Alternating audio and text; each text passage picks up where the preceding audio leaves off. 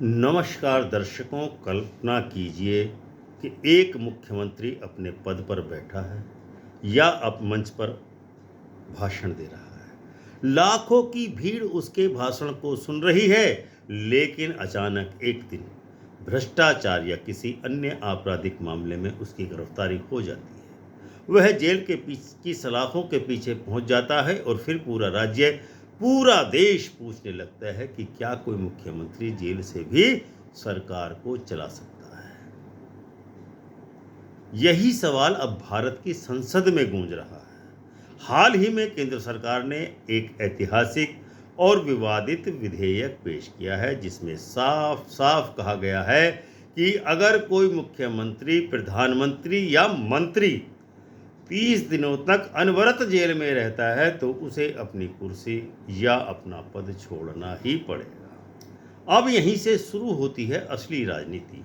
सरकार कह रही है कि यह कदम भ्रष्टाचार और अपराधीकरण की राजनीति पर सबसे बड़ा वार है, जबकि विपक्ष गरज रहा है कि यह लोकतंत्र पर हमला है, सीधा सीधा हमला है। नेताओं को डराने और चुप कराने का एक नया हथियार मिल गया है भाजपा। तो क्या यह बिल जनता को ईमानदार और पारदर्शी शासन देगा, या फिर यह लोकतंत्र की बुनियाद को हिला देने वाला कोई नया खेल साबित होगा?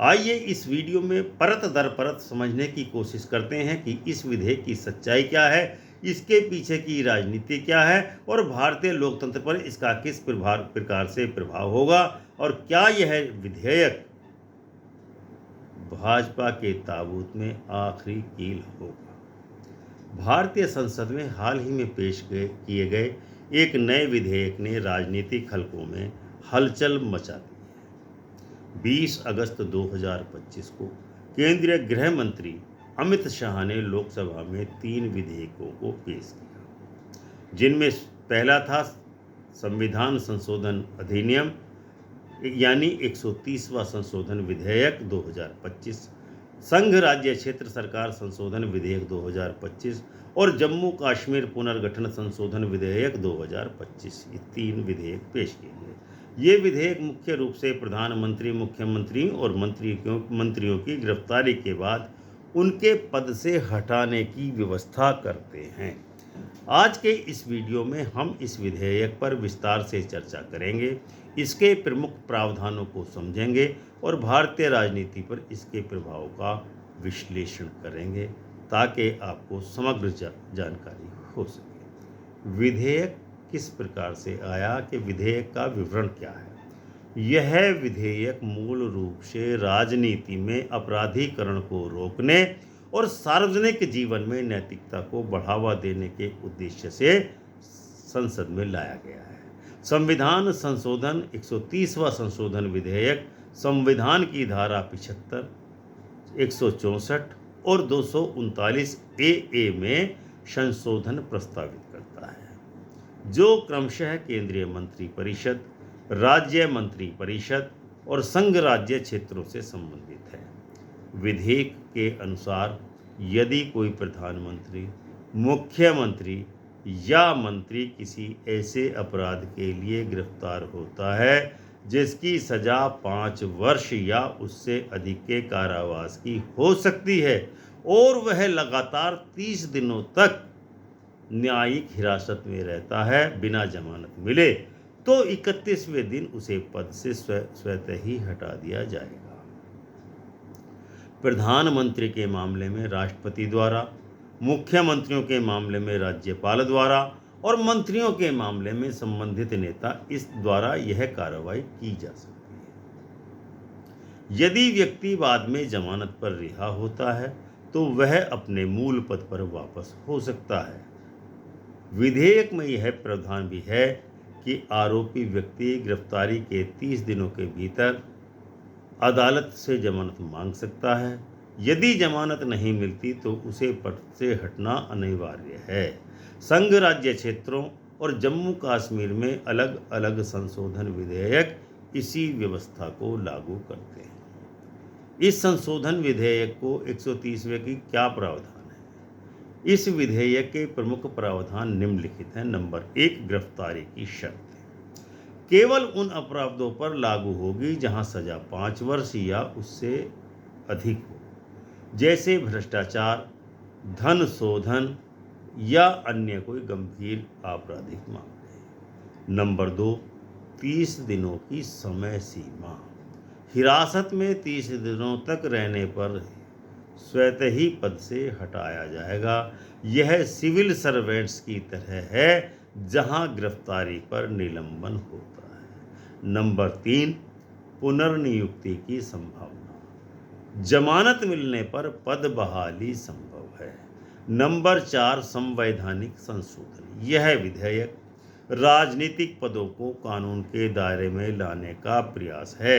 जैसा कि अमित शाह ने कहा है कि यह इमरजेंसी काल के 39वें संविधान संशोधन के पूरी तरह विपरीत है, जो प्रधानमंत्री को कानून से ऊपर रखता था। ये प्रावधान हाल के मामलों से प्रेरित लगते हैं, जैसा घटनाक्रम पिछले 1-2 वर्षों के दरमियान देश में घटा है। जैसे दिल्ली के मुख्यमंत्री अरविंद केजरीवाल और झारखंड के मुख्यमंत्री हेमंत सोरेन की गिरफ्तारियां हुई, जहां वे जेल से सरकार चलाने की कोशिश कर रहे थे। इसमें भी मुख्य नाम अरविंद केजरीवाल का है। इस विधेयक की पृष्ठभूमि और उद्देश्य क्या है? यह विधेयक मोदी सरकार की राजनीतिक भ्रष्टाचार विरोधी नीति का एक हिस्सा माना जा सकता है। अमित शाह ने लोकसभा में कहा है कि यह जनता यह तय करेगी क्या क्या प्रधानमंत्री, मुख्यमंत्री या मंत्री जेल से सरकार चला सकते हैं। उन्होंने अपने व्यक्तिगत अनुभव का जिक्र करते हुए कहा कि जब वे गुजरात के गृह मंत्री थे और एक फर्जी मामले में गिरफ्तार हुए थे, लेकिन उन्होंने तब इस्तीफा दिया और निर्दोष साबित होने तक पद नहीं संभाला था। इस अधिनियम का उद्देश्य सार्वजनिक जीवन में नैतिकता को बढ़ाना है। हाल के वर्षों में विपक्षी नेताओं की गिरफ्तारियां बहुत ज़्यादा बढ़ी हैं, जैसे ईडी और सीबीआई द्वारा, जिससे सरकार पर राजनीतिक प्रतिशोध के आरोप निश्चित ही लगे हैं। यह विधेयक ऐसे मामलों में पद से हटाने के लिए व्यवस्था करता है, ताकि सरकार जेल से न चल सके। संसद में इस विधेयक पर किस प्रकार की चर्चा हुई? विधेयक को पेश करते समय लोकसभा में भारी हंगामा हुआ, नारेबाजी हुई। विपक्षी सांसदों ने विधेयकों को असंवैधानिक और संघीय ढांचे के खिलाफ बताया।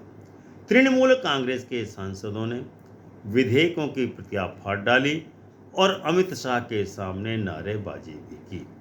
भाजपा सांसदों ने अमित शाह का बचाव किया, जिससे हाथापाई की नौबत तक आ गई थी। विधेयकों को संयुक्त समिति के जेपीसी के समक्ष अब वर्तमान में भेज दिया गया है, ताकि जेपीसी इस विधेयक को, संशोधन विधेयक को जांच सके, परख सके, उसके ऊपर चर्चा कर सके। इस जेपीसी में 21 लोकसभा के सदस्य हैं और 10 सदस्य राज्यसभा के हैं।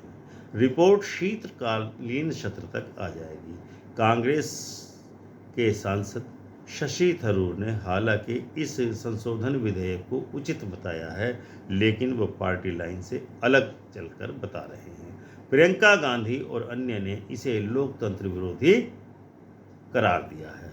विपक्ष की आपत्तियां क्या क्या हैं, ये जान लीजिए। विपक्ष का मुख्य आरोप है कि यह विधेयक केंद्रीय जांच एजेंसियों के दुरुपयोग को निश्चित ही बढ़ावा देगा। राहुल गांधी ने कहा है कि यह देश को मध्यकालीन युग में लेकर के चला जाएगा, जहां ईडी जैसी एजेंसियां विपक्षी नेताओं को गिरफ्तार करके 30 दिनों में सरकारें गिरा सकती हैं। असदुद्दीन ओवैसी ने इसे पुलिस राज्य की ओर एक बढ़ता हुआ कदम बताया। डीएमके के प्रमुख एमके स्टालिन ने कहा है कि यह विधेयक देश की जनता का ध्यान भटकाने का प्रयास है। विपक्ष का मानना है कि यह विधेयक संघीय ढांचे पर हमला है, क्योंकि राज्यपाल केंद्र सरकार द्वारा नियुक्त होता है और वह मुख्यमंत्री को केंद्र सरकार के निर्देश पर हटा सकता है। भारतीय राजनीति पर इसका किस प्रकार का प्रभाव पड़ सकता है? भारतीय राजनीति पर इस विधेयक के दो प्रकार से प्रभाव हो सकते हैं, एक सकारात्मक प्रभाव और दूसरा नकारात्मक प्रभाव। पहले हम सकारात्मक प्रभावों के विषय में चर्चा करेंगे। सबसे पहले सकारात्मक प्रभाव राजनीति में स्वच्छता को बढ़ाना है। हर राजनीतिक दल का ये उद्देश्य है। आपराधिक तत्वों को पद पर बने रहने से रोका जा सकेगा, जिससे जनता का विश्वास संसदीय प्रणाली पर बढ़ेगा। जैसे जेल से सरकार चलाने की प्रवृत्ति रुकेगी, जो नैतिक रूप से गलत है।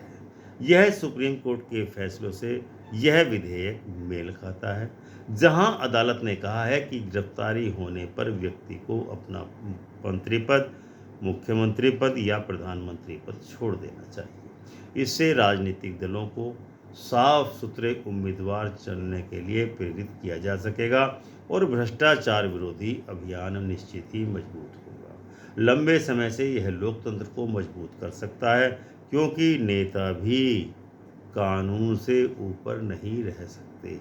अब हम नकारात्मक प्रभावों पर चर्चा करते हैं। दूसरी ओर नकारात्मक प्रभाव ज़्यादा विवादास्पद है। विपक्ष का डर सही भी है कि केंद्रीय जांच एजेंसियों ईडी, सीबीआई का निश्चित ही दुरुपयोग इस संशोधन विधेयक के बाद बढ़ जाएगा। हाल के वर्षों में निश्चित ही विपक्षी नेताओं की गिरफ्तारियां बढ़ी हैं, जैसे केजरीवाल का मामला। यह विधेयक सरकारों को अस्थिर कर सकता है, क्योंकि 30 दिनों में मुख्यमंत्री हटा करके वहां पर राज्यपाल का शासन लागू किया जा सकता है। इससे संघवाद कमजोर होगा और राजनीतिक प्रतिशोध की भावना बलवती होगी। सुप्रीम कोर्ट ने पहले ही ईडी और सीबीआई के दुरुपयोग पर टिप्पणी की है, इसलिए कानूनी चुनौतियां आ सकती हैं। इसके अलावा यह विधेयक राजनीति को प्रभावित करेगा। यदि कोई लोकप्रिय नेता फर्जी मामले में फंसता है तो जन आंदोलन हो सकता है। कांग्रेस जैसे दलों ने इसे विधेयक को लोकतंत्र की हत्या तक बताया है, जो राजनीतिक ध्रुवीकरण को बढ़ाएगा। लंबे समय में यह चुनावी राजनीति को निश्चित ही नकारात्मक रूप से प्रभावित करेगा, जहां पार्टियां अधिक सतर्क होंगी। लेकिन यह अभिव्यक्ति की स्वतंत्रता पर भी असर डाल सकता है, जनता के मौलिक अधिकारों को भी प्रभावित कर सकता है। यह नया विधेयक भारतीय राजनीति में एक महत्वपूर्ण मोड़ पर लाकर देश की राजनीति को खड़ा कर दिया। इस विधेयक एक और यह नैतिकता और स्वच्छता लाने का प्रयास कहा जा रहा है, वहीं इसके दूसरी ओर इसके दुरुपयोग भी किए जाने की पूरी आशंका है। जेपीसी की रिपोर्ट और संसद में बहस से इसका अंतिम रूप तय होगा। यदि सही ढंग से लागू हुआ तो यह राजनीति को निश्चित ही बेहतर बना सकता है, लेकिन दुरुपयोग हुआ तो लोकतंत्र पर खतरा भी निश्चित ही मंडरा सकता है। जनता को यह तय करना है कि क्या जेल से सरकार चलाना स्वीकार्य है या नहीं। अंततः यह विधेयक राजनीतिक नैतिकता की बहस को नई ऊंचाइयों पर ले जाएगा। तो दोस्तों, यह विधेयक एक कानूनी संशोधन नहीं, बल्कि भारतीय लोकतंत्र की भविष्य की कहानी लिखने वाला अध्याय है। लेकिन क्या यह अध्याय मूल रूप से लागू हो सकेगा या लोकतंत्र का हत्यारा साबित होगा, ये फैसला अब जनता की अदालत में के हाथ में है। क्या यह राजनीति को ईमानदार बनाएगा या फिर लोकतंत्र को कमज़ोर करने का एक नया औजार बनेगा। और भाजपा के ताबूत में, क्योंकि भाजपा की ख्याति अब नकारात्मक रूप से बढ़ रही है, तो हो सकता है यह संशोधन विधेयक 130वां भाजपा के ताबूत में आखिरी कील साबित हो, ऐसा लगता है। आपको क्या लगता है कि आपके हिसाब से यह बिल लोकतंत्र को मजबूत करेगा या कमज़ोर करेगा? कमेंट में अपनी राय अवश्य लिखिए और अगर वीडियो जानकारीपूर्ण लगा हो तो इसे शेयर अवश्य कीजिए, ताकि और लोग भी इस बहस का हिस्सा बन सकें। चैनल को सब्सक्राइब जरूर करें। जय हिंद, जय भारत, जय संविधान।